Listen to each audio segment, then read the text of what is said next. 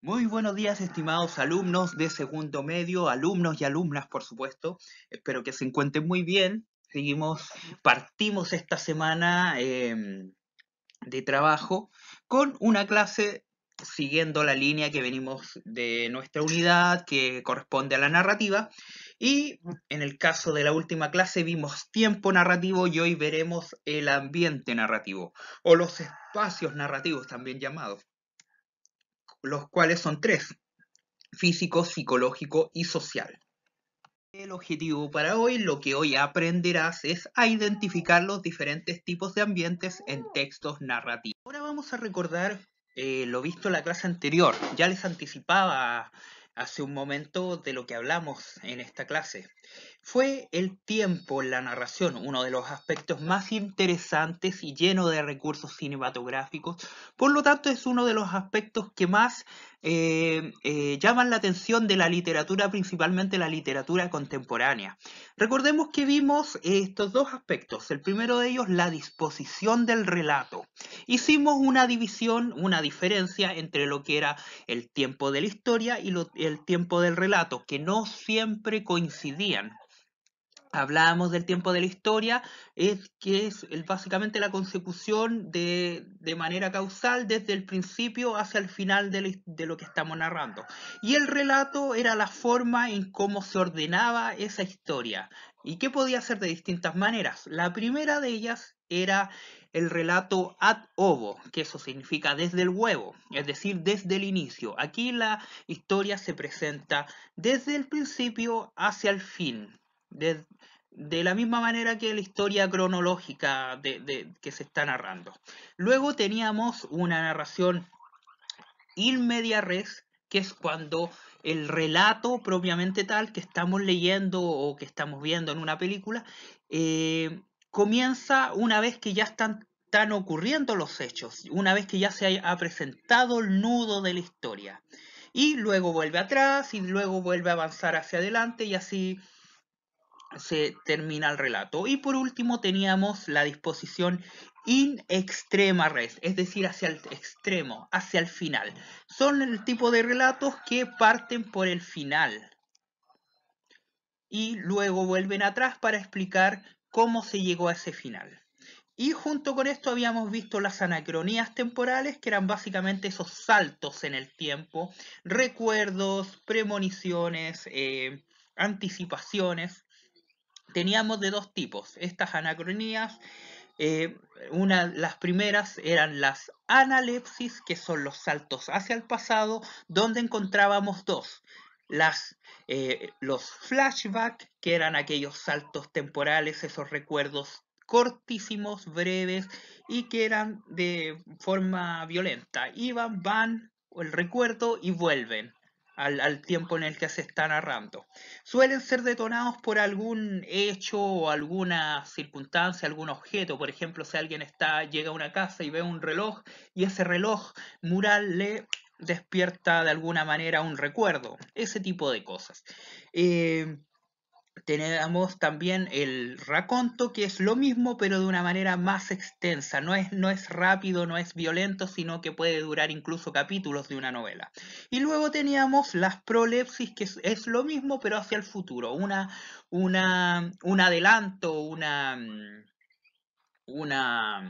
eh, una premonición de alguna manera. Y teníamos dos tipos. Teníamos el flash forward, que es lo mismo que el flashback, pero hacia adelante, un recuerdo, o sea, una anticipación bastante breve y violenta y que y es inmediato casi, es muy cortito. Y las premoniciones, que son más extensas, al igual que el raconto. Eso fue lo que vimos en la clase anterior. Ahora vamos con lo nuestro.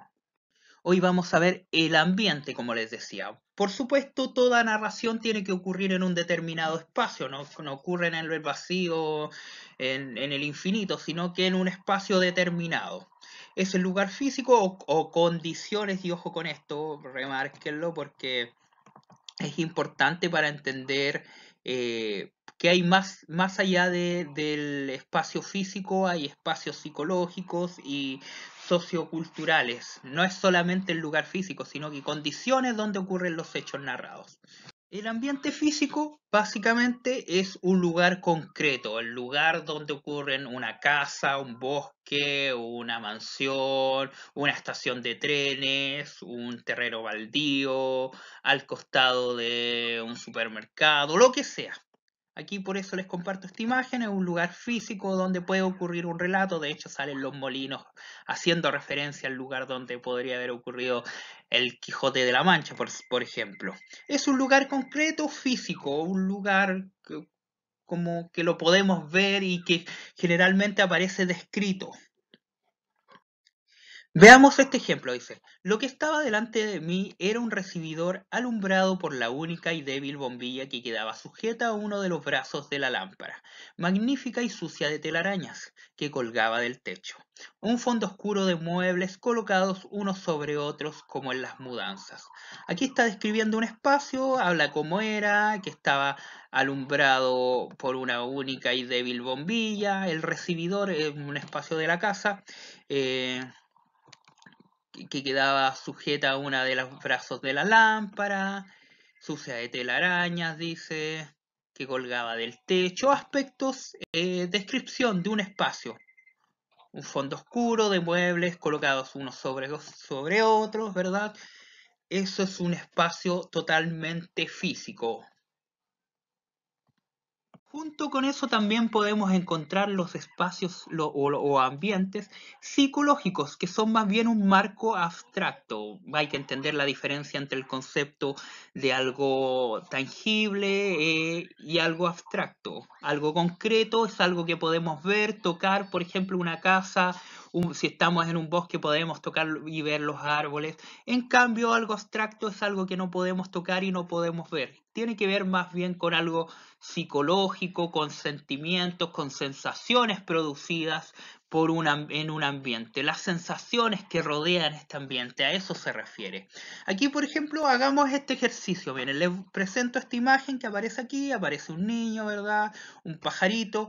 Aquí vamos guiándonos con estas preguntas como para poder entender lo que es un espacio psicológico. Preguntémonos, ¿qué está pasando en esta escena? Es bastante evidente, aquí hay un niño, ¿verdad? O una niña, no lo puedo inferir a partir de lo que aparece, que está triste.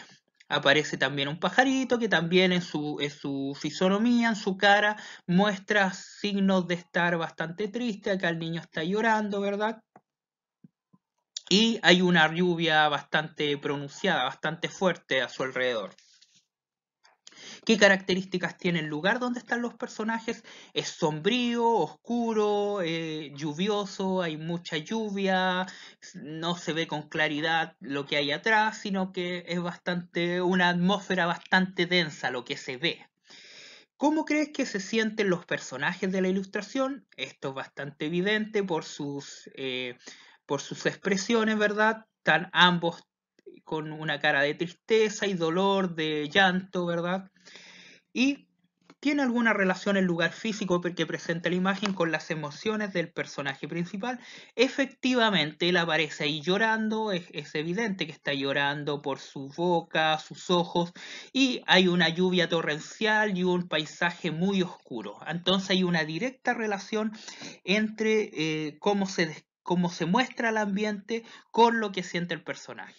Por lo tanto, cuando encontremos un espacio psicológico, lo que vamos a hacer es vamos a identificar que el ambiente describe algunas sensaciones más que características físicas únicamente, más que características concretas. Veamos este espacio psicológico, veamos este ejemplo. Dice, en toda aquella escena había algo angustioso y en el piso un calor sofocante, como si el aire estuviera estancado y podrido. Estos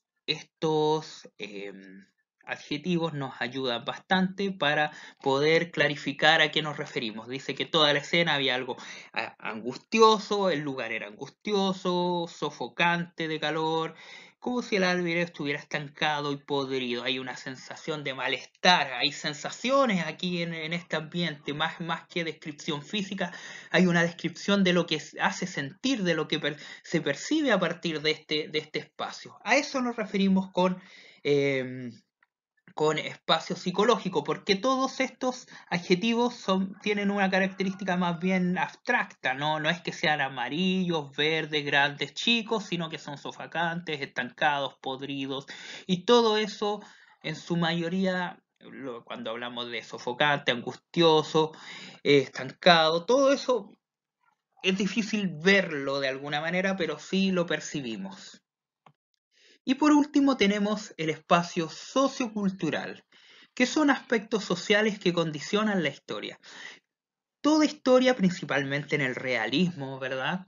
Puede describe de alguna manera a ciertos grupos que participan, grupos sociales que participan en ellos. Pongamos, por ejemplo, la película Machuca, la película chilena Machuca, que es bastante conocida, reconocida, ¿verdad? Internacionalmente, nos muestra personajes que pertenecen a grupos sociales bastante marcados. Por un lado, el protagonista viene de una situación más bien acomodada en su familia, ¿verdad? Eh, Se muestran estos aspectos, se describen a través de la película, cómo es su familia, su poder adquisitivo, cuáles son sus creencias, ¿verdad? Y por el contrario, hay un contraste evidente, bastante evidente con el otro protagonista, con su amigo que es Machuca, ¿verdad? Quien pertenece a un estrato social mucho más bajo, ¿verdad? De una condición económica mucho más baja, vive básicamente en una toma, ¿verdad? Y también se muestra, se describe de alguna manera cómo es el ambiente donde se desarrolla este joven. Cada uno de esos ambientes puede ser tomado como un ambiente sociocultural, con sus características económicas, culturales, sus creencias, sus costumbres, todo eso se toma como marco para describir un aspecto sociocultural. Veamos este ejemplo, dice ganancia. Dice, al frente de esta cancha terrosa, donde ahora se construye una nueva estación, mi abuelo tenía un negocio y el único compresor del barrio. Venían los niños a jugar y le pedían que le inflara la pelota 1000 veces parchada. Mi abuela, cansada y rabiosa, un día caluroso como este, perdió la paciencia y le preguntó, ¿y por qué no les cobras segundo? Para eso tienes el negocio. Él la miró, incrédulo, y le contestó, ¿cómo se te ocurre que les voy a cobrar, Marta, si son más pobres que uno? Este es un microcuento escrito por Melissa Campos Pérez, de 22 años, de Conchalí. Eh, Aquí unas preguntas que nos sirven para orientarnos en esto y poder identificar el espacio social, sociocultural del microcuento. Dice así, ¿cómo podemos describir el espacio sociocultural del microcuento y qué elementos del texto nos permitieron, reconocerlo? Y aquí tenemos que ir a marcas textuales bastante específicas. Dice, al frente de esta cancha terrosa, y esto es bastante importante, porque aquí relacionamos una cancha terrosa. Eh, También hay otros aspectos. Dice, mi abuelo tenía un negocio y el único compresor del barrio. Hablamos que hay un barrio, ¿verdad? Un barrio y que había solamente un único compresor. ¿De qué nos hablan estas características? Aquí voy a avanzar un poquito más para que podamos contextualizar usando todas las marcas que nos permiten identificar esto.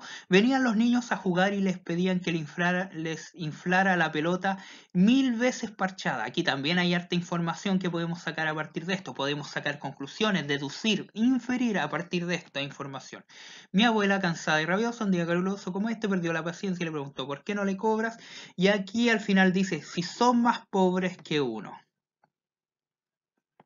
Todo esto nos da mucha información. En primer lugar, hay una cancha terrosa en un barrio. Había solo un barrio donde hay un solo compresor y donde los niños tienen una pelota que ha sido 1000 veces planchada. Con cancha terrosa podemos deducir que es un barrio más bien pobre, donde no hay condiciones para tener una cancha en mejores condiciones, ¿verdad? Hay un negocio y un único compresor porque no todas las personas pueden acceder a él por problemas de dinero, efectivamente. Es un barrio, por lo tanto, bastante de un estrato sociocultural bajo. La pelota está 1000 veces parchada porque podemos inferir que los niños no tienen los recursos como para comprarse pelotas nuevas. Y aquí él le dice, si son más pobres que uno, ahí ya queda clarísimo de lo que estamos hablando, ¿verdad? Que es un estrato sociocultural bajo. Por lo tanto, toda esta información nos lleva a deducir que efectivamente hablamos de un barrio pobre, principalmente donde, donde su estrato socioeconómico no es alto, ¿verdad? Por lo tanto, esos son los elementos que nos llevan a concluir esto y a denominar, eh, a reconocer este espacio sociocultural del cual estamos hablando, de un barrio pobre, ¿verdad? Donde los niños juegan a la pelota con pelotas parchadas en una cancha de tierra. Esas son las características socioculturales que podemos encontrar en este microcuento. Es bueno que se fijen en este tipo de marcas y vayan ustedes haciendo deducciones a partir de la información que aquí se les presenta. Este es un ejercicio que pueden replicar con cualquier relato y es importante, lo vamos a seguir haciendo para que nos vamos fijando siempre en estos elementos. Para recapitular lo visto el día de hoy y de esta manera cerrar la clase, vimos 3 tipos de ambientes. Los ambientes, que es un elemento vital en toda la narración, siempre una historia, una narración ocurre dentro de un espacio, ¿verdad? Teníamos en primer lugar el espacio físico, que es el lugar concreto donde ocurre, por ejemplo, una casa, un bosque, un cerro, un lugar XX. Luego teníamos un espacio psicológico, ¿verdad? Que es un marco abstracto. Tomemos, por ejemplo, esta imagen que aparece acá, donde está este niño viviendo toda esta situación, ¿verdad? Conflictiva de sus papás, que debe ser un ambiente psicológico bastante angustiante, de miedo, de tensión. Y por último, espacio sociocultural, donde se presentan aspectos sociales que condicionan la historia. Eso es lo que vimos en la clase de hoy, espero que haya sido útil para ustedes y vamos a seguir viendo más aspectos de la narración y luego retomaremos algunas cosas para ir practicando y de esta manera preparándonos para nuestra última evaluación. Espero que tengan un excelente día, nos escucharemos en otra clase.